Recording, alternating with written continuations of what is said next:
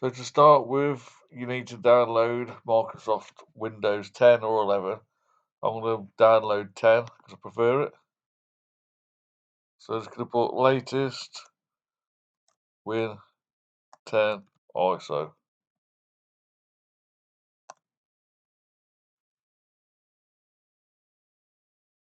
Then you go to Microsoft site. There's 11 if you want it. I prefer 10.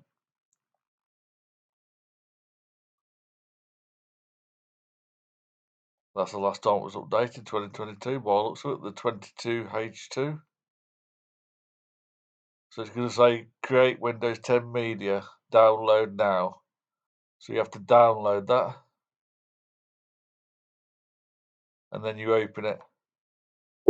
It's going to scan your computer and try and give you the exact same one that you need.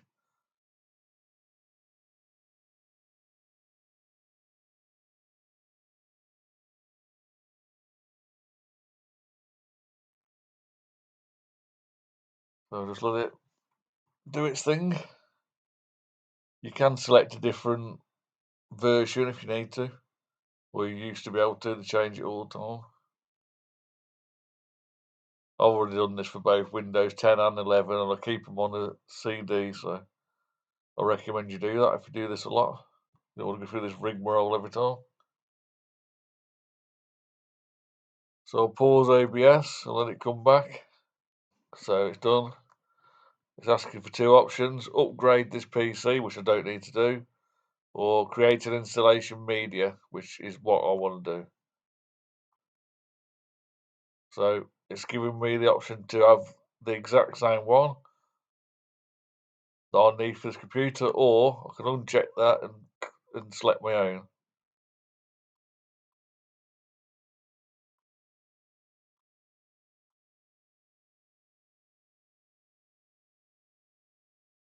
I think it gives you all editions anyway if you click it, but obviously you can choose both 32-bit and 64-bit. I only need 64-bit though.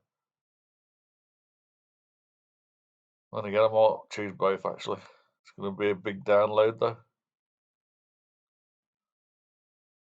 So you can either put it on a USB flash drive or to an ISO. I will do that now.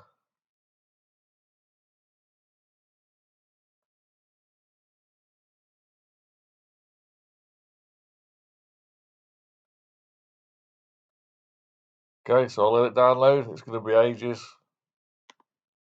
And I'll come back. So I'm going to create the installer now. I've realised that I haven't got Windows 11 installer. So I usually use Windows 10, so I may as well create a Windows 11. There ain't much difference between them. So I'm going to open this tool called Rufus. This is brilliant. There's loads of other ones, but this one works every time. Never failed me, so why change? So that's the USB. It's got no label, 16GB. Now, if you need to select yours, obviously have a look through, make sure you get the right one. Disk image, select.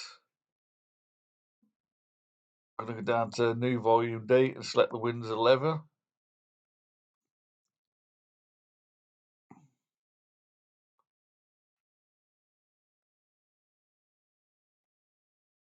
You don't have to name it, but I'm going to put Windows 11 installer. Make sure it's the right size. Obviously, 16GB is overkill, probably about 8GB. So let's have a look through. Mine's going to be GPT UEFI. If you don't know, you need to find out because MBR is for older systems, GPT is for newer systems. And if you're running Windows 11, you're probably going to be on GPT. So just press start. It might ask you a few more questions. So yeah, leave them all checked because this will let you put a Windows 11 on an older computer. It's going to create a user one account. It's going to remove requirements for the RAM, secure boot, and the trusted platform module. So that's good. Leave all them checked.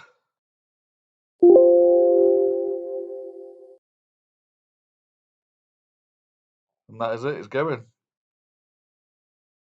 It's going to take a while because it's got to write that ISO to the file. So I'll come back when it's done. Okay, it's done.